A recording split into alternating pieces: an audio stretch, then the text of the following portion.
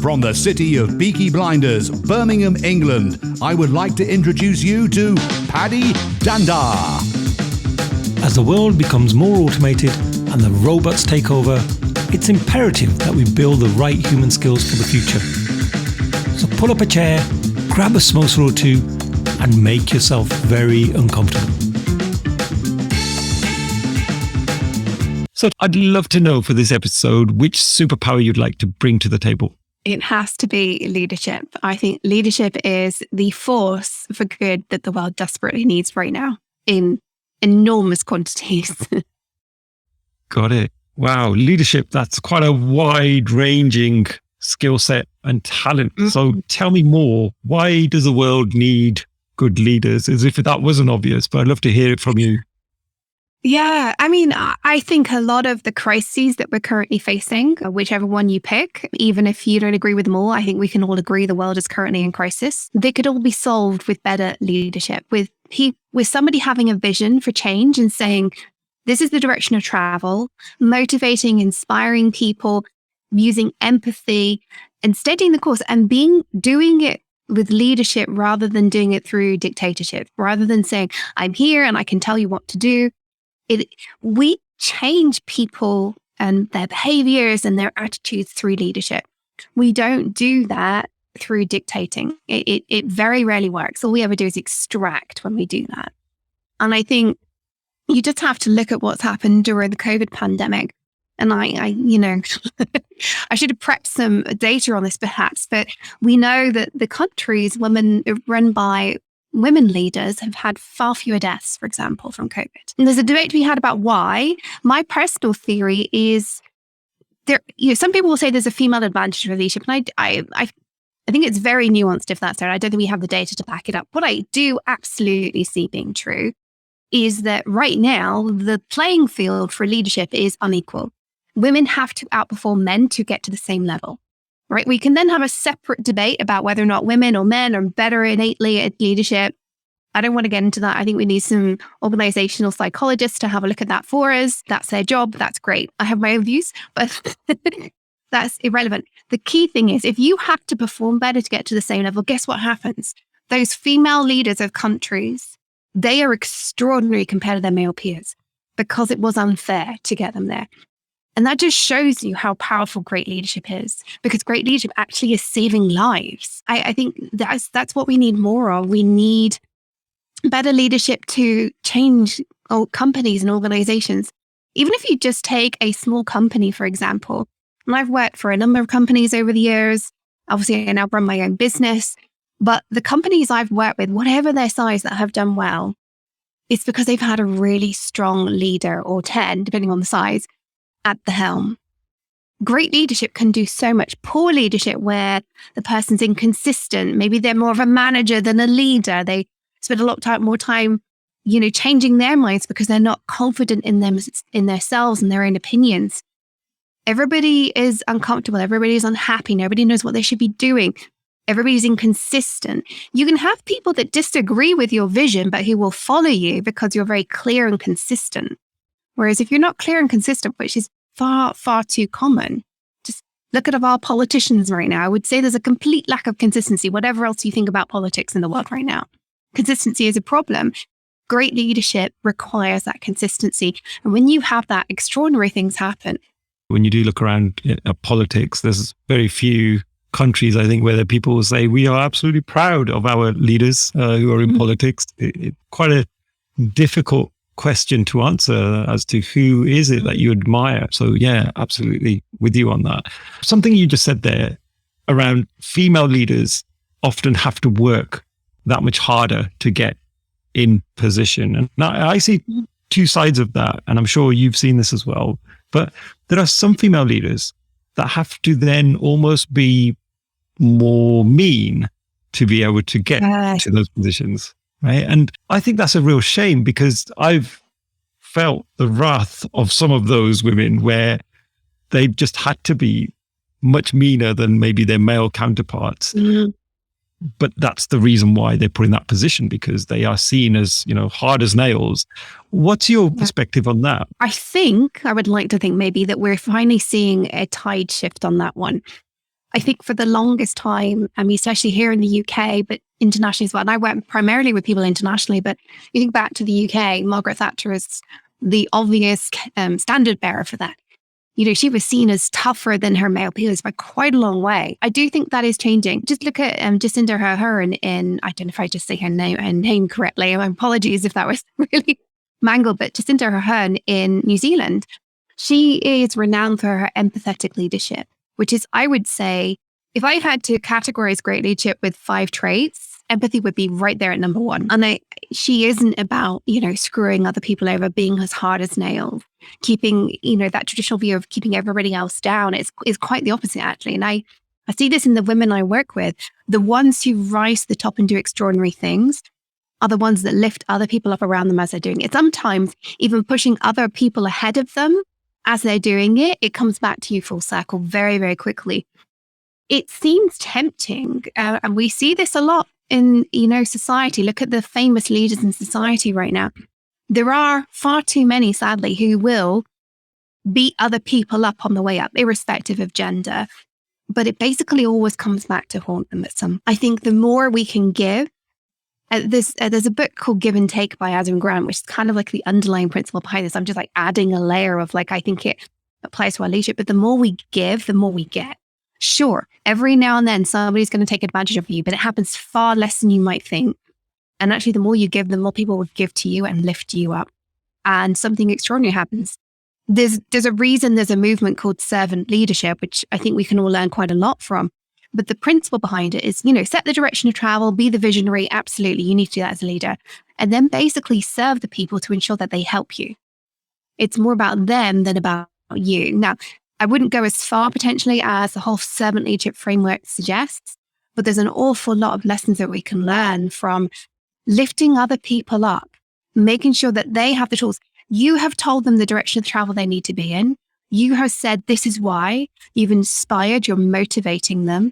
You give them the tools they need. Then you say, how can I make sure this happens? What do you need to be unblocked? That is where truly extraordinary stuff happens. If instead we say, you must do this because, or how dare you, or I'm going to take that away from you, you're creating fear. And we know that humans make really bad decisions when they are in a place of fear. They're less motivated. Fear is not a motivator, despite what you will hear. It is the worst motivator. Fear is a terrible, terrible place for humans to exercise their cognitive abilities. If you want something extraordinary from people, inspire them and give them opportunity, and be okay when they're done with you and they want to go somewhere else. Be absolutely delighted. Help them do that. They will come back one day and do something extraordinary for you in return. I've had a few examples of when I used to manage a team of people where they just outgrown the team. There was really no other opportunity I could offer them at that time that was going to tick the boxes for them. And there's no point in me trying to force them to stay or make them feel bad for even thinking about moving. And I'll tell you a quick story on that one as well, Tony. When I used to work for this big global bank, I remember when I eventually resigned, and it was very reluctantly because I had the most amazing team around me. I just had felt that I'd taken the role as far as I could. And really, I didn't want to be a burden on the team anymore. I wanted to maybe go off and do something else. But my leader at the time was a lady called Gabrielle Patrick. And she was the most phenomenal leader I've ever worked for. And I was literally in tears when I was having this conversation with her. I was having it over the phone. And it was hilarious because she was coaching me through this conversation. She goes, I can see this is very emotional. Like, take a deep breath, breathe. And she was coaching me through this conversation. And when I told her the news, she was like, oh my God, is that all it was? Like, come on. And she's telling me that it's all okay. And at the end of the conversation, she said, you know what? I think you're doing the right thing. I think this is the right thing for you. So it just goes to show when you have a leader with that type of attitude, you would just appreciate them that much more. So I've got a question for you. Is leadership something you're born with, the skills that you need? Are they things that you're born with, or can we build them over time? I am so glad you asked that question. I think this idea of being born with leadership is absolute BS. And I think we need to stop talking that way, because we promote people because they're they have leadership traits that we've decided somehow. And actually, with the work I now do, because I coach people to be great leaders, and it's hard work, by the way. I would say being a great leader is as hard as learning to be a great techie. I was a full-time programmer by training, which I know is very old-fashioned, very divisive, but that's it. I would say leadership is harder than being a full-time programmer. Even doing parallel programming on a supercomputer, leadership is harder to do it really, really well. And to be a leader, you need both. You need the technical capabilities that give you the reputation, whatever that is, whether you're a techie like you and I or something else. And alongside that, you need what are called soft skills, which I also think is very, very unhelpful. But the real skills, I would call them, of being a great leader, being a personable leader, being the kind of person that can inspire a room.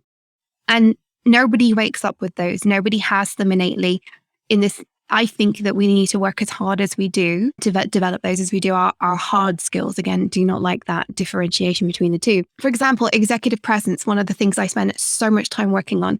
Self-awareness. I'm yet to find a human who wakes up with lots of self-awareness. My nephew, actually, 6-year-old, most adorable little child on the planet. I say that, I think all 6-year-olds are adorable, but he is extraordinary. He is developing this extraordinary empathy. But, and maybe he has an innate aptitude towards it, but he is being nurtured in it by his parents and by the extended family, and by his school teachers, because he has this innate aptitude. If he wasn't being nurtured, it would be suppressed and pushed down. And so I do think that we really need to recognize that leadership traits, particularly the ones that will help you as an executive, if that's where you're headed, they go well beyond what you can just have as innate abilities.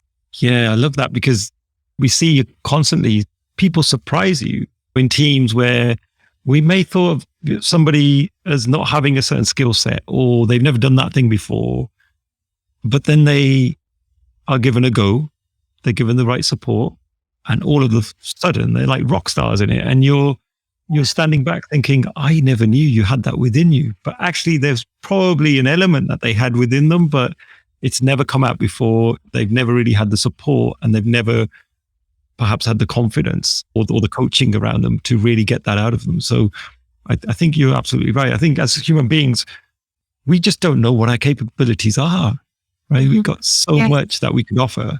And people always say, oh, go do your passion. Well, I've probably got like 100 different passions. Like, which one of them should I really go after? Right? Is it the one that's going to give me the most money, or is it the one that's going to make me happy? Like, what is that thing? And I would say, personally, do as many of those as you can, because then you'll probably end up on one of them, which is something that is truly your purpose. And it sounds like you've landed on that passion for you. So it's fantastic to hear someone so passionate about a topic. So Toni, we're running out of time. What I'd love to know is the work that you do. Tell us a little bit more about that. You've run your own business and you're helping people in terms of their leadership skills. So just give us a flavor of the type of work you do. And if anyone wants to get in touch with you, how can they do that? Okay, thank you for the opportunity. So yes, I am primarily a coach. As I said, I focus on women in technology. My passion is making sure more women are in leadership careers that are both fulfilling for them and changing the world, right? So I help women on the basis that I also then hope that's changing the world. The way I do that is I do a mixture of one-to-one coaching for executives or aspiring executives, but I also have an academy where I help budding and early career leaders develop their leadership skills and also develop the career skills, because it isn't sufficient to just have the leadership or just, know how to interview well. You have to bring the two together. So it's a mixture of really giving you the skills to navigate the world as a woman in tech if you are on the career path towards being a leader, whether that's just as a team lead, a manager, director, or whatever level you're aiming for. It's my passion point. You can find out all about my services at tonicollis.com. You can also find me on LinkedIn. Always happy to connect with anybody on LinkedIn. You don't have to be a woman to connect with me.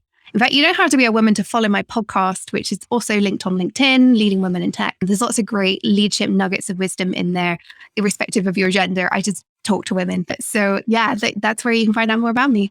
Oh, superb. And yeah, I can vouch for that. I connected with Toni and she accepted my request. So hey, if I get accepted, then I'm sure others can too. So thank you so much, man. It's been such a pleasure talking to you. I feel like the time's just flown. So that's usually a good sign of an episode. So really appreciate your time today. Thank you so much. It's been my absolute pleasure. Thank you for having me on the show.